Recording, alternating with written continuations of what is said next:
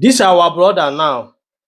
Nyawa ne trend kita bu Nnabugwu, sorry. Chidozie Nnabugwu because of interview I granted ya gbasara ife na-eme n'ọrụ. They understand all the only ihe o kwuru ebe a. Mana mma achọ ka mụ na gị na watch the video before I say what I want to say. Watch the video. We hear that some people, of course, are making their way back into the community. I really want to know, you being there, experiencing everything, is there any parts the government has played in helping these people, get back to their community?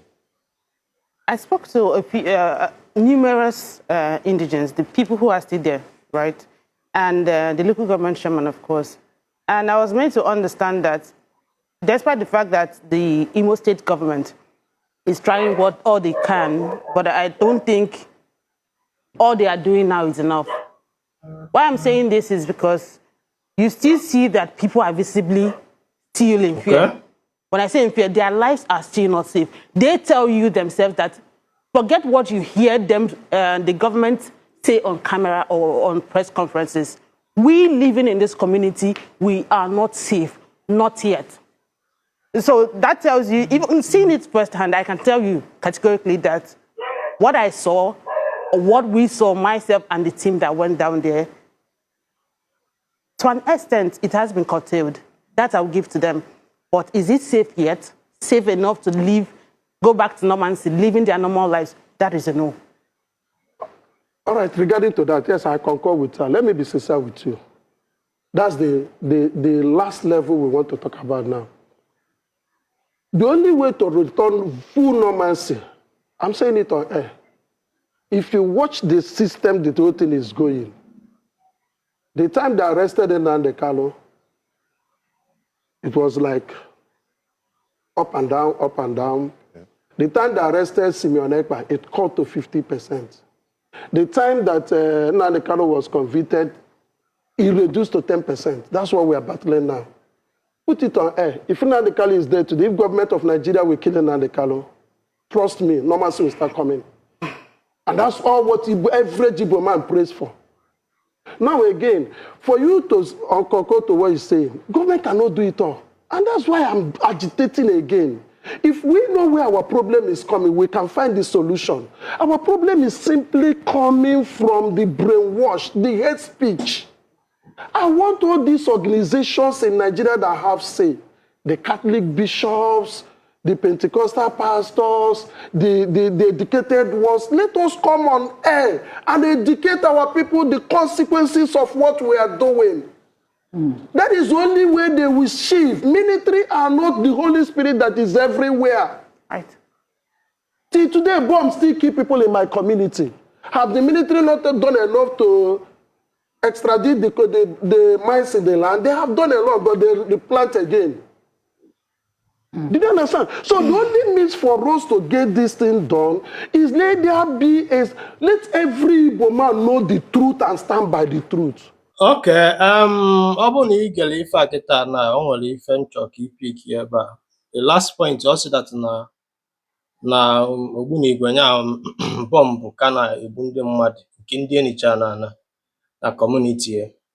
Ịma Chidozie Nnabugwu, somebody like him and many others feel that na o nwere ife emere ha. I don't attack them. Do you understand what I'm saying?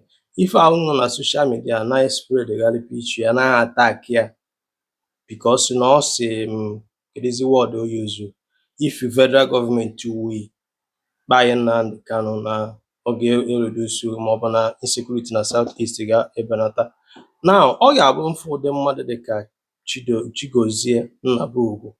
With some of them, Monapa have a conversation because of one thing to the other. Their loved ones lose their life. Is either papa or mama, or brother, some of a breadwinner, na their family. Do you understand? I don't attack these people. I just prayed. Not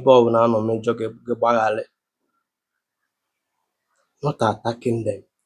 Let me tell you something. If you are sometimes I na-ekwu this thing men abai, ị na-akọghịrị na-defend what I don't understand because na-egbubere papa gị, egburu mama gị, egburu nwanne gị nwaanyị, egburu nwunye gị, egburu nwa gị, egbukwuru any of ya breadwinner na family gị. Ndị Igbo si na ọ ya abụ eburu ezu onye ọzọ n'isi ọ dịka ebu ukwu nkụ, onye anara ewu na nke na asịsị weta mbazu ji. Do you understand? Na Ifeola na-alalụ n'agụ. Ụdị mmadụ a kịta na mfe ya ana m etinye onwe m na shoe ya. Kedu the reason o ji kwuo okwu a? Kedu the purpose? Kedu ife bụ iwu ya? Ihe a na-abụ my question. Do you understand? Until you know the story ife mere n'Ọsụ Ifito kwa. Some villages no man Anambra State. Really. Until you got the story there. Then somebody dịka Chidozie pụtakwuo okwu ife ị ga na-epri debo biko onwegodo ebe ọbụla emejọsị gbaghara ka ama ka a ga-esi wee eme ndị certain thing ka ma onye ọbụla down na onwere onye lebara enu sisi chinyere mmiri ọkụ na ọ ya ada enu. No. Nnamdi Kanu bidoro agitation a anụnwa nwere ike ya nwa amarọ na such thing na people will take advantage of it. Because I cannot agree that in everything in Hamel, none now they can instruct or family all these things. I cannot agree. Or else now they can make us put affair. Because you cannot tell me now they can put a or that is when we now you hear this voice, man. Online the can create the ESN my even now my in man I'm no of opinion or say ya Nnamdi Kanu no. Man, if you this cinema affect, stop attacking these people because they are wounded lion. Something happened to them. Some of them lose their loved ones. Iyale teacher what if anye be na akwa. And iyale eme mmadu ife ọjọọ we etu oyesi were react na ya. Do you understand? So if somebody they got this our brother like it na nyebe suggestion to federal government to buy Nnamdi Kanu, if you suppose you na aju onwe gị kedu the reason only dey to anwazi we dey bittered ni utter such word, kedu the reason and the purpose bụla balance ya na be gị well video well picture na akọghịrị go down to their community, go down to their villages. So you will understand.